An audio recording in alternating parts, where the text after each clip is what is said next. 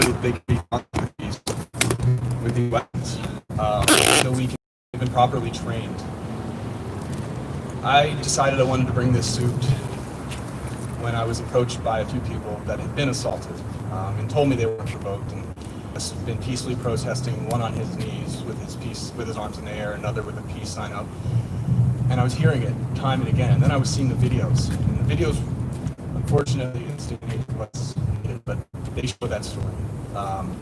And they've been showing that story, and that's what moved me. And fortunately, I found 4 incredibly brave people to come forward and tell their stories. Stories of being struck by rubber bullets, of witnessing cops targeting people's heads, people's groins, aiming to inflict really serious damage. I think a lot of people have maybe now seen some of the weapons that are being used, but I was just presented with a few and want to pick them up.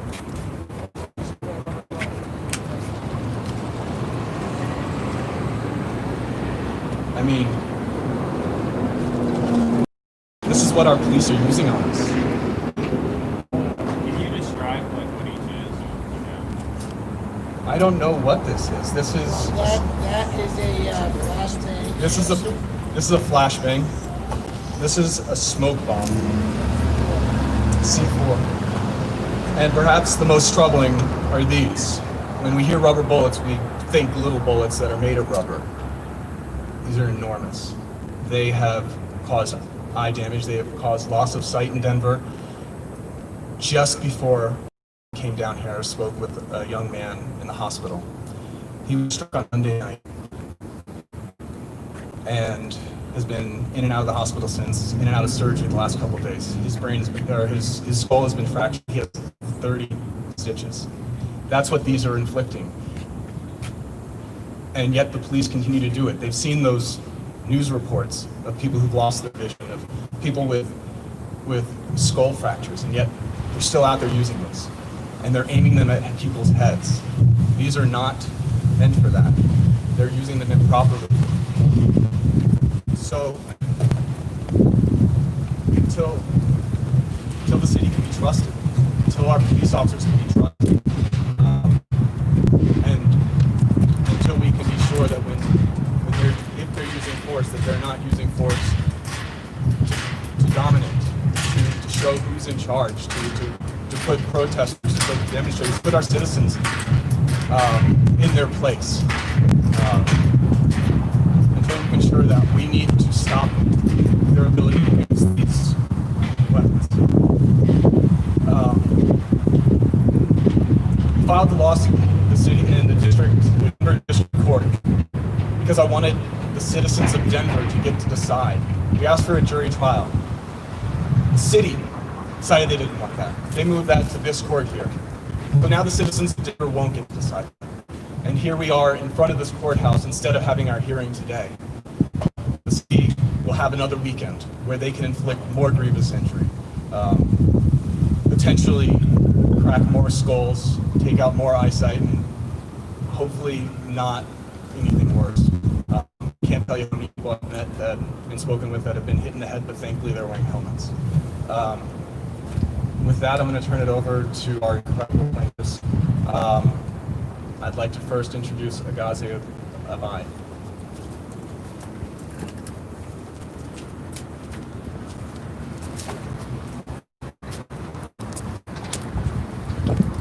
I'm here today because we do not need another sacrificial lamb to let us know that police do not need to be attacking peaceful protesters. I was present at the first of the protest, and I couldn't help but notice that it's turned into a game of tug of war with law enforcement. That's not what this protest is about. This is not a game of tug of war. This is about justice. And when we show up to be heard, to ask for justice, we should not be met with tear gas.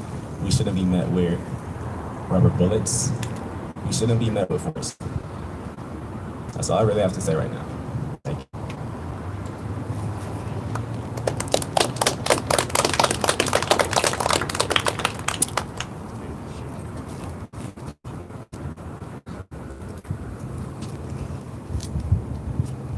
I'd like to thank you all for coming out today. My name's Gabriel Thorne.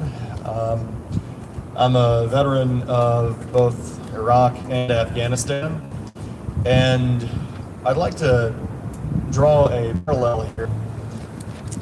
In my time in the military, I've witnessed force being applied in the wrong way, and what I'm witnessing right now is again force being applied in the wrong way.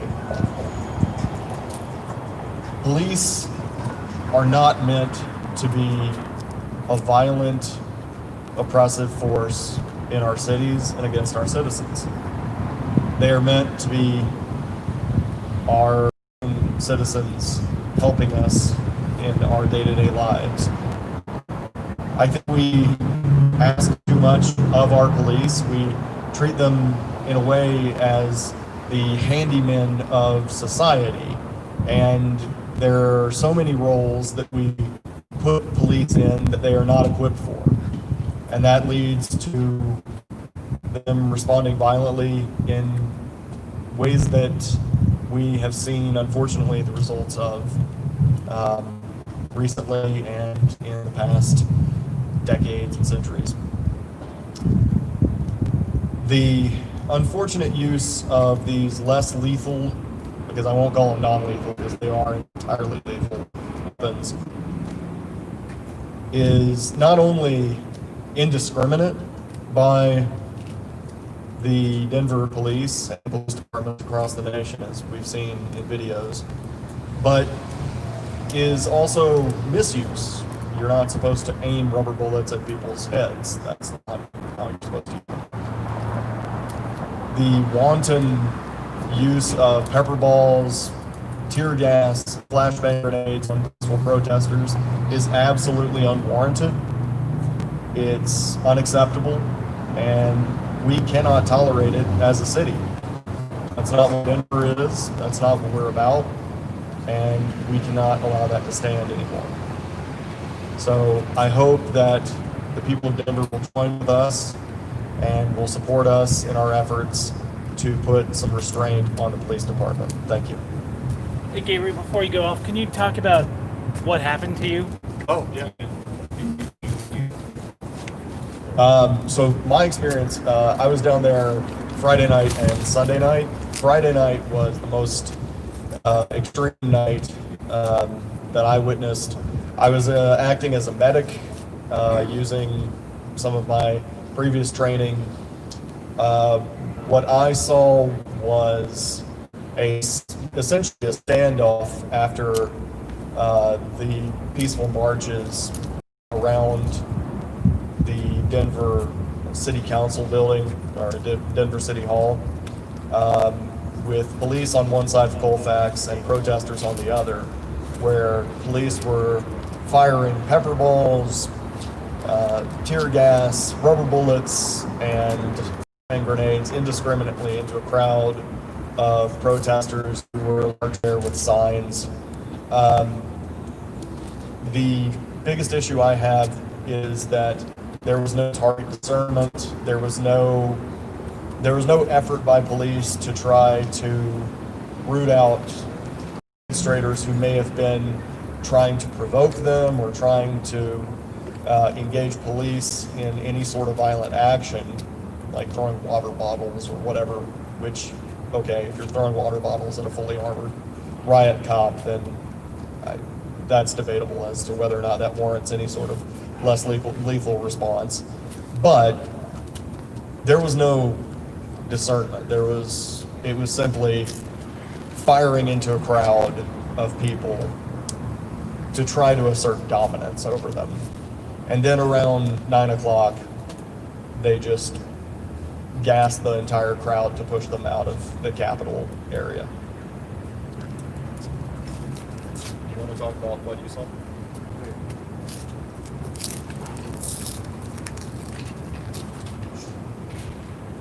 So as I stated earlier, I was present for the first 3 nights.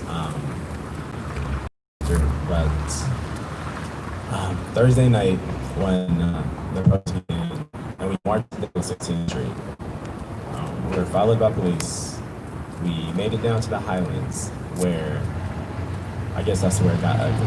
It began to get ugly. We were met with tear gas and threats of shooting rubber bullets. A few people backed up, a few other protesters did not.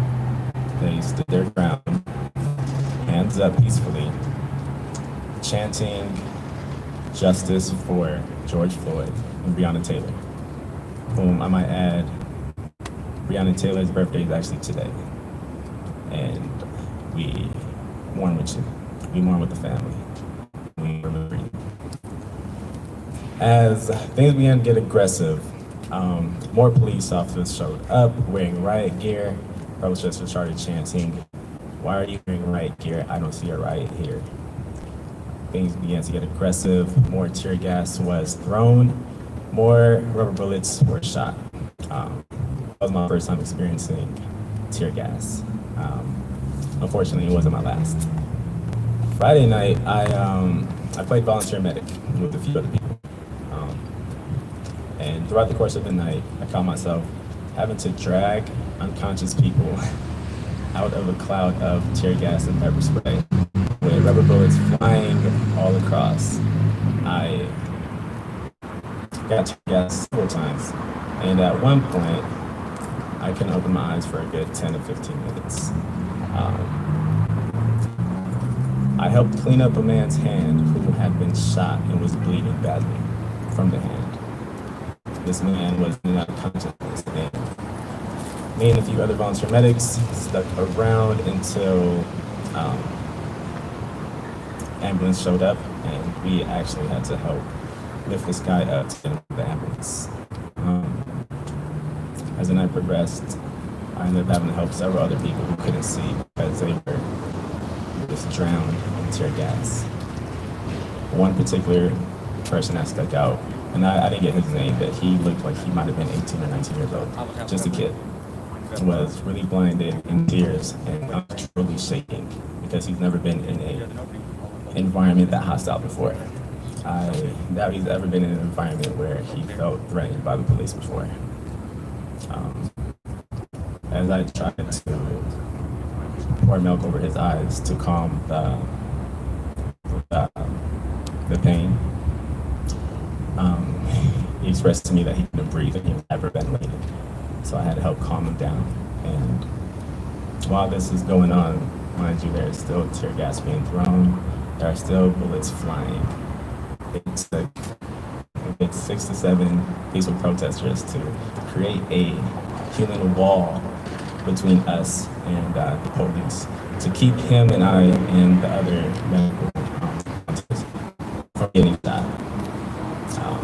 A few of the people who created that human wall did get shot by rubber bullets, and unfortunately, in the midst of the chaos, I couldn't stop to see how they handled that.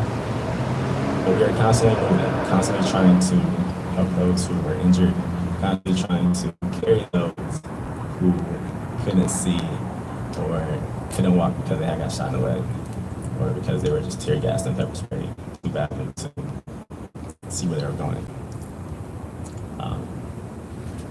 I might have stuck around that night. This, again, was Friday night. I might have stuck around till close to midnight until I was just too worn out to continue.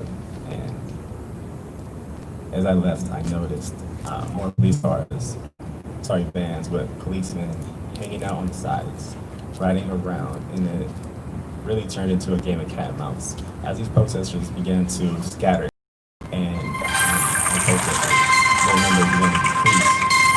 Police would try to catch them either as they were leaving or as they were showing up. I knew I needed to take a break. I knew I needed rest. I needed a mental break from the past 2 nights. Around 9:30 p.m. Saturday night, my convictions made me go out. After the previous night, and I got to witness the game of cat and mouse. The person who was out with me got hit by a pepper ball, and luckily it didn't blast, so we got to take it home as a souvenir. Another person that was standing near me got hit by a beanbag, which he also took home as a souvenir.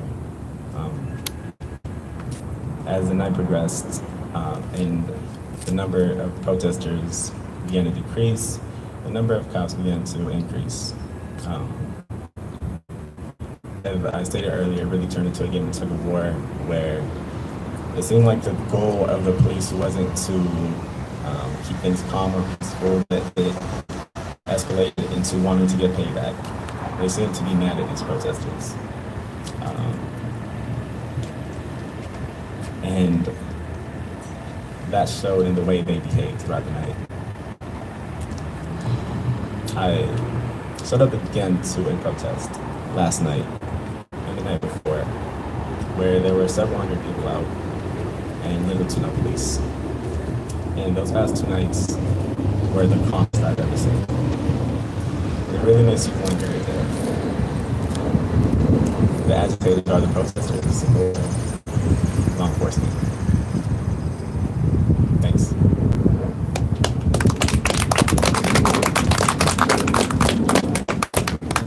Hello, I'm Amy Schneider, and I'm here to talk about exactly what happened to me this past week.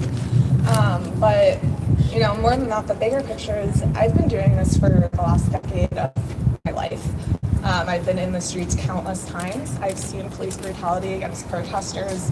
I've seen people's heads slammed into sidewalks, but nothing compares to what has happened in this past week.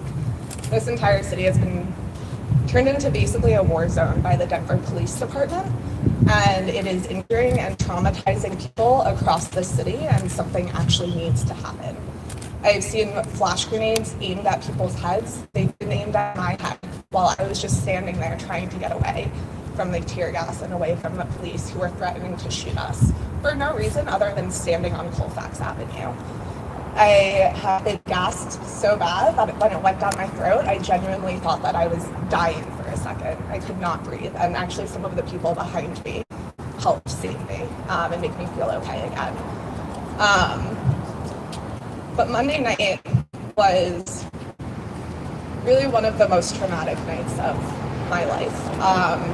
I wasn't going to go to the protest, but had a very weird feeling that I needed to be there. Who knows if that feeling was right or not. But a friend and I decided to stick back because we had a bad feeling. The people around us were pretty much all people of color. And we saw the cops lining up, and we're not willing to take the risk of leaving these people behind without even trying to help anyone. The cops stayed up at the top of the hill for a while we lined up on the street, some people on their knees, some people on the ground face down. Some people blasting Bob Marley, people dancing and singing, and just being all around the very definition of peaceful. I don't know what exactly set it off. I'm assuming absolutely nothing based on my past experiences seeing police attack protesters. But suddenly the gas came out. My friend and I had already been, kind of towards the back, waiting to help anyone who had gotten gas. We both have the baking soda solution ready to go. It actually seemed to calm down for a second after people got gassed. A lot of people went a different direction than we did, and I think a lot of them did get home, although they were in, I'm assuming, excruciating pain after the amount of tear gas, because for about 200 people who were left on that street, there was enough tear gas that it filled Capitol Hill. But I went a different way with my friends because we heard that they were targeting medics, which, that's not even legal in actual war. And we saw a group of medics. They were young. One of the people who was with their group was 18. I think actually 2 or 3 of them were 18.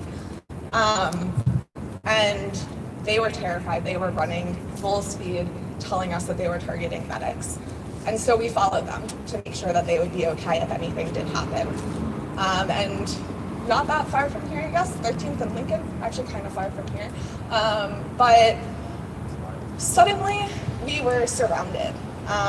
We were just trying to get home and make sure that the people around us got home safely as well. But out of absolutely nowhere, there were 40 or so cops in full riot SWAT gear. I don't know what it was. It was too chaotic to even really remember what they looked like in that moment. All with pepper bullet guns pointed directly at our heads.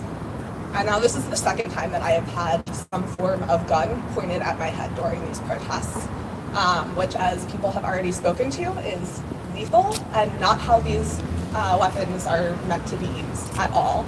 I've seen them point down at the ground. There's a very big difference between doing that and pointing at people's feet and pointing at their heads. It is very clear, and I just want to make that very, very clear. I got hit in the head with pepper bullets. I got hit in the leg. This is my worst bruise. It's not as bad as it should have been, based on the pain that I was in.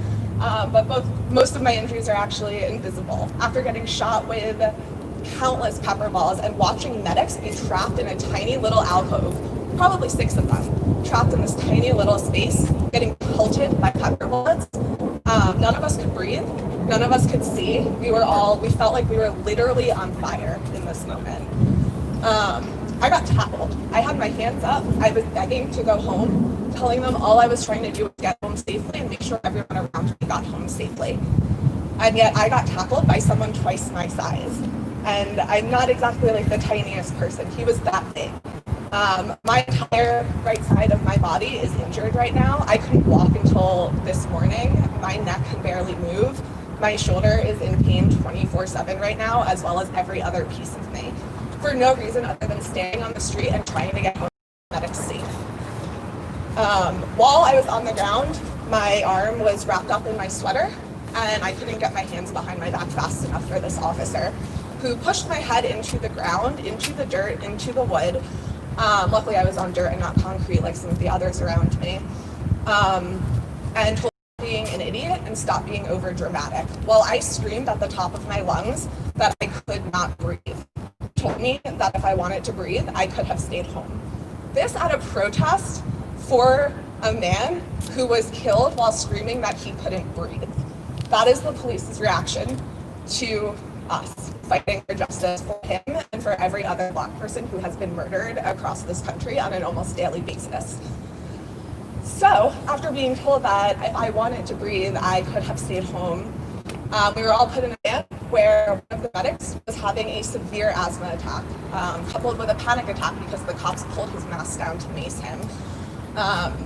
They denied him medical attention and once again told us all that if we had wanted to breathe, we could have stayed home. If we wanted water, we could have stayed home, and that we were all going to jail for a year for being on the streets. So my story is not unique. This happens a lot. You know, there are dozens of other people in the city who have very similar, if not far worse stories than what I just told you. And let me tell you, that was really bad and really, really traumatizing, and it didn't need to happen at all.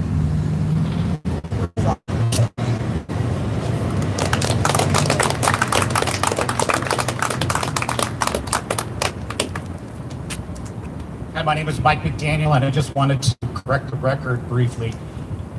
Yesterday's Denver Post headline said that 4 protesters were suing the city, but as you've heard tonight, that's not the case, and that's not the case with me. I was not a protester. I didn't chant, I didn't have a sign, I didn't march.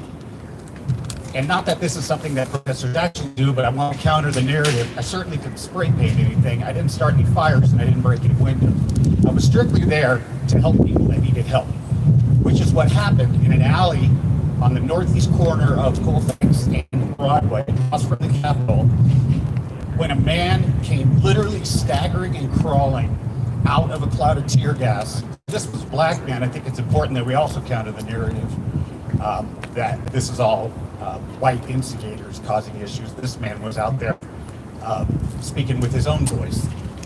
I went over and met him in the alley. He was on the ground. I kneeled over him. My back was to the cops. Initially, their back was to mine. I poured milk on his face and I told him to be all right. They turned around and opened up on us. There was only 2 of us in the alley. There was nobody there. I don't think a video of this exists, but anybody who watched that video, no one would think that I was a threat to anybody. to any policeman, to any individual, to any private or public property.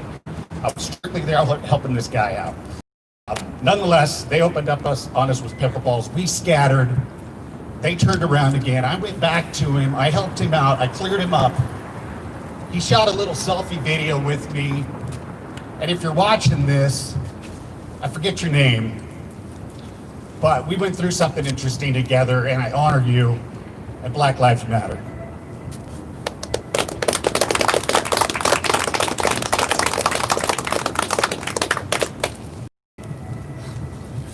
So, the one thing I want to emphasize here is those were 4 stories out of thousands. Every day, for the past week, for the past 8 days, getting ready to start day 9, police have committed these types of acts. Worse, lesser, but this type of violence against thousands of Denver citizens. And unless it goes viral, a video is caught and it goes viral, we're not talking about it. None of these 4 voices you heard, like many of the thousands that have been brutalized by these police officers, are on camera. That doesn't mean that their assaults didn't take place as well. And at that, I'd like to turn it over to questions. Mike, so go medic. Yes. Yeah. Sir, your role, this is for you, since you're reporting this. Sounds like I've read your complaint. Sounds like I hear a thief and you're not opposed to police possessing. Tell me if I'm right or wrong. Right now, I'm not convinced that they can be used, that the police are capable of being trusted to use them constitutionally.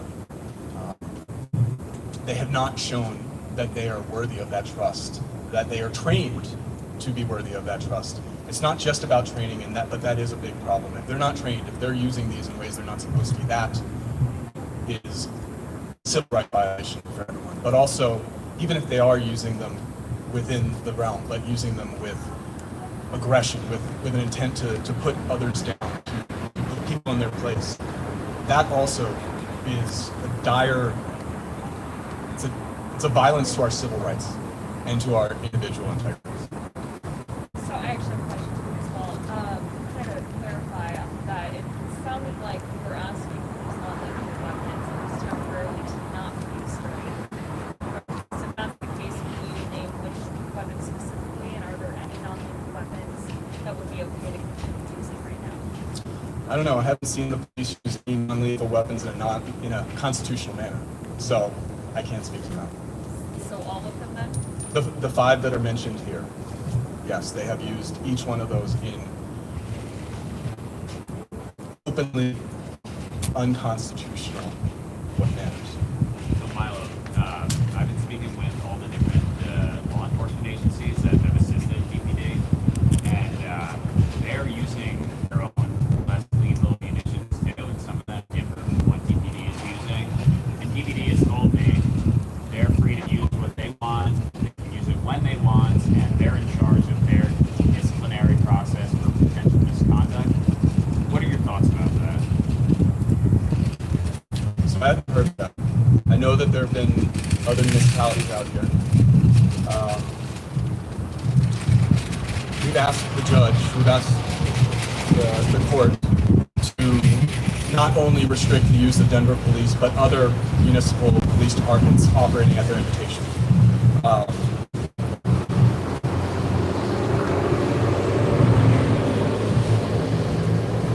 I can't necessarily speak to it, but it's certainly, at first blush, really troubling if the city is inviting other police departments in to also violate our civil rights, but with no remedy for our citizens, at least in our own staffing of our own police department, in our own police policies. Milo, can you talk about next steps here? Well, I haven't checked my email in about 45 minutes, but I'm hopeful that we're going to have a hearing here today. If not, I expect the judge to schedule a hearing where these 4 voices and many more will come into the courtroom and show their bruises and show their fractures and tell their story about how the police have hurt them, have brutalized them, and have just infringed on their right to protest, on their right to assemble and to speak.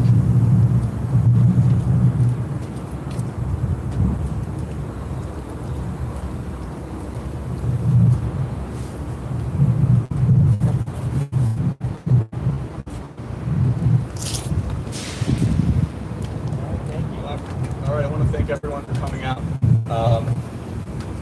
We'll make sure that you all know about our next hearing and when we'll be, I believe, in this building. Laura, we'll be in this building. We'll be right here. We'll be right here on the 9th floor. We hope you all attend on Monday, or I'll let you know if it's this afternoon. Thank you.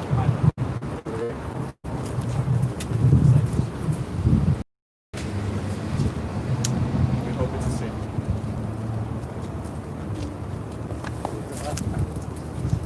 Wait, Milo? Just one follow-up. What was the city's reasoning for trying to kick it out to a federal lawsuit? Or I can just kind of explain to you how. This is Ross, the he's an attorney on the case as well. Okay, hey, I'm Connor from Westford. So the way that it works is the jury system is the conscience of the community, right? And that's the reason why you have different districts throughout Colorado. When people file in the second judicial district, it means that the only people that are pulled in the jury pool are people from Denver. So we would want people within Denver to in a case like this and be able to police the police, right? Everyone in Colorado. So you can have people from Grand Junction that are now trying to decide what the Denver Police Department should do to its own citizens. You can have people from Sterling making these decisions. It's not right, but it allows them to do that. Anytime that there is a federal question, there's a way to remove it to federal court and also it takes longer a lot of times. It takes longer federal court. So those are the things that I can think of on why they would do that. Also, the judge in this case had already set this for a status conference for this morning. Right? So they were fully aware that a status conference would be set, and the judge already said that he was going to consider setting it. Right. But upon filing the notice of approval, it strips the Denver District Court's jurisdiction. So that judge that was willing to hear the case out no power to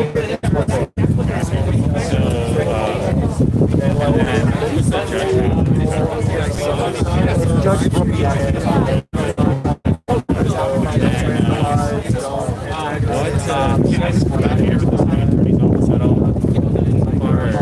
so the city attorney or the city was served directly. I know Milo has, I'm going to ask him a second. I know he served, I don't know if he served emailed the city attorneys, but they didn't say anything about it. It was just, something like this. How are you going to have to CC? You have to confer with them. You have to ask, you have to say, hey, listen, this is what I'm requesting. Get back to me if I know what it is. Yeah. So have you guys filed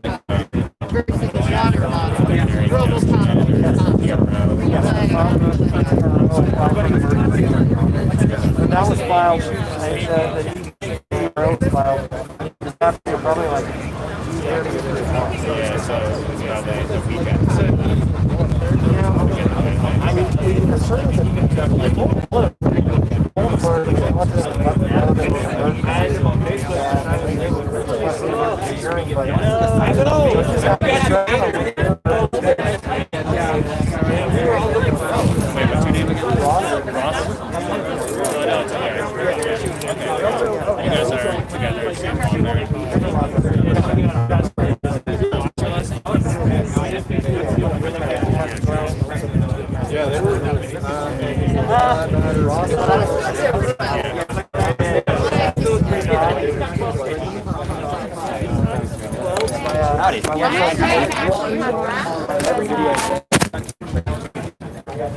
Those 5 weapons.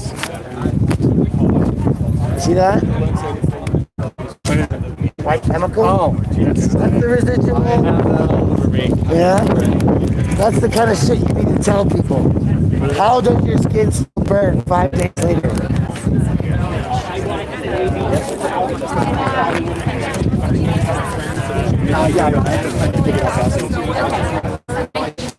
Yeah.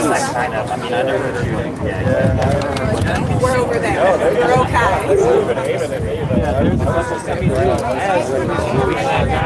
Basically, we're gonna be looking at a call.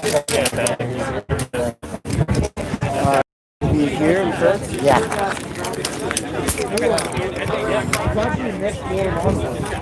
I ended up Monday night in the hospital, and the last video I took, I was recording when I got taken down, so I forgot to find some file saver. I like the camera. And look at the tripod. See all that white residue? That is the tripod being shot directly. You got it.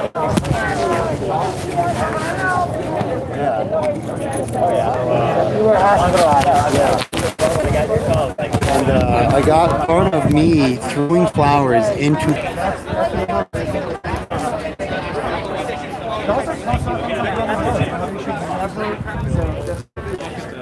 Sorry about all the things I got screwed up here.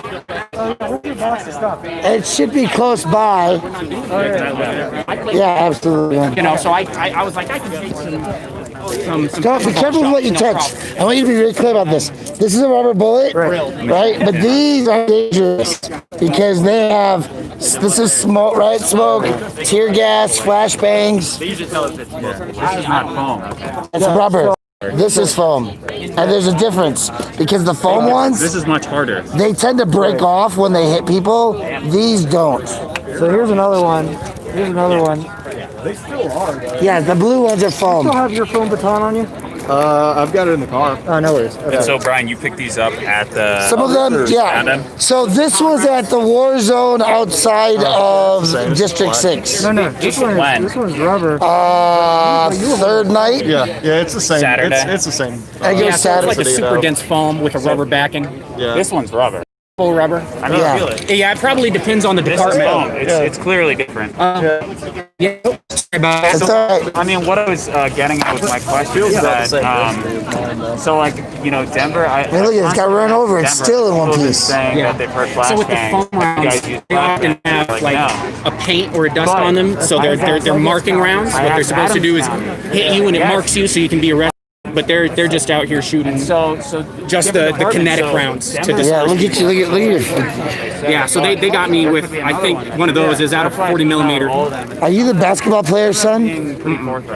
No, so this was Thursday night, about Okay. 7:30. They shot you in the face with a 40 millimeter. Yeah.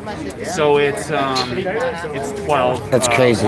I mean, I've been hit here, and my body, we've been blown up. But you're not even. Did you have a camera in your hand? No, so I was running around washing people's faces. Good job. Good job. By the time I got hit, we were like 50 feet from the police line, like clearly out of the range of being a threat. I had my fist in the air, my other hand over my crotch because I didn't want to get crotch shot by a pepper ball, and they just domed me with a 40. So Was a beanbag? I don't think it was a beanbag. I didn't see any officers down there. I was smudging one night, and they shot me. When the police took me to the paramedics, they told me I was shot with 40 mic, so 40 millimeter baton rounds. So one of these guys right here. So I was just smudging smoke. It's almost gone. yeah. There's a couple on my head. My backpack took a couple rounds. I got a lot of rounds in the bags. I got a couple in the head. Can I look at that? Yeah, that's my collection. Those are the 40s. And I was like, I was late. I'm wondering if this is what got me. and they said we didn't use any less. It hurts like a bitch. Oh, dude, I got one on the back. I still got a little mark. And I sent them And I got videos, one. and they're like, that wasn't DVD. So that's when I started. We gotta find out who else is using. They all look the same. Yesterday, they said I was still suffering from a concussion and severe whiplash. I got hit by one of those on Friday night. I still got it. I ran up. Are you talking about the Geneva Conventions of War? And I got mobbed by the cops and beat down. They drove my ass. Kneed me on the throat repeatedly. I got bruises. I can barely swallow and breathe. Fuck, dude. Yeah. Yeah, and they're supposed to announce first. They're supposed to give instructions. They're out for blood. Loudspeaker, one of these. And it's still going on, right? Yeah. It hasn't stopped or slowed down. Well, because my area restricts Friday night at midnight. So tonight at midnight. I think everyone's does. Yeah. Yeah, but still going on. But the curfew ends Saturday morning at 5. The conduct says that it's supposed to. We fought for that conduct code after Go back Occupy. to the area, but I'll be That was, violating. and yeah, I mean, that was the reason it was put in place, to be informed, to be educated. Hey, we're about to do more damage to you. But the question is, Like, I can move this one like this, the use of but force going like policy this, I exists, gotta but lift do they this one follow up. the tactics? No, My elbows are all messed up. Dude, yeah, you're all they scared. do not. But hey, it's from the same chief of police who made a rule that you can't videotape his police officers in the lobby of his police departments. Oh, and you got in trouble for that? Oh, I'm still fighting that. That's lawsuit number 3. I just got done out of acupuncture. All right, I gotta get, folks. Yeah, this guy. Where is he? This guy. What? Live streamed. Where were you when you were shot? I was on Colfax right by the Wendy's. And where can they find the live stream? If you go to the Duran Jonathan Facebook page, it's the actual page, not my individual account. I have all the videos up right there. Duran Jonathan on Facebook, the personality, and his videos are available there. I'm the managing editor of Yellow Sea Magazine, so I was there at media, standing next to a medic. Out of the way, I got shot with a rubber bullet to my left testicle. Swolled up, 3 times the size. I had to confer with my doctor to make sure I was okay. This was 4 days ago. I woke up last night 3 times from pain. It's ongoing. So check it out. Check out the videos. I'll share them with you directly. All right, sounds good. Good to see you. All right, folks. One more interview real quick, because Michael McDaniel, you're a named plaintiff in this. I am indeed. And is there room for more named plaintiffs? My understanding it's class action. So we're not going to get paid for this. Correct. We're just going to have to make some serious changes. Correct. How do we get on the table to make those changes? Because, like, I was out last night, for example, at the Capitol, and they're calling for change, but they can't name the change, right? They can't say, hey, we want the Chief Justice Directive 0404 to be honored. Chief Justice Directive 0404 is how you apply for the public defender. And in the city and county of Denver, for years, they've been violating that law, right? Because it's actually statutorily written out. And so they don't care about our words when we tell them, no, this is wrong, that's wrong, this is wrong. When we yell at them and threaten that maybe somebody should shoot them, they put us in jail, and then they shoot us when we come out peacefully for our words because we've been using words nicely, and they just keep aggressing against us. So you were as a medic, you were there, you're a leader in the community, leader in politics in the city. Your voice is heard. You're out there to help people. So how does it feel to be assaulted? You expected to be assaulted? Yeah, I'm not surprised one bit. Okay. I'm not surprised one bit. I'm glad I was wearing a helmet. You were wearing a helmet? My helmet took the brunt of the impact. It took me 3 nights to get a helmet on. I knew what I was getting into. I don't know, the thing that kind of breaks my heart is I don't feel like I can do that anymore because I wear contact lenses and I actually lost one contact as a result of that incident. I got gassed later that night, but this first incident was so clear and so egregious. I think we counted like 9 or 10 times the first night that I was gassed, you know? Sure. So I went to wash my eyes with saline solution, one of my lenses. So I was out for another 4 hours. Half blind. Oh shit. And I don't see. All right. I don't see any way around that, from what I understand. They shouldn't be wearing contacts if you're doing this shit. But I don't have any glasses, so I got to find another way to be useful. Good luck. Well, I can do this to be useful. There you go, man. All right, folks, we're gonna let it go. We're gonna get out of here. We got to get back to work. Make it masks for the people. We'll talk to you later. Have a great day. By the way, anybody that got a PPP loan, Yeah.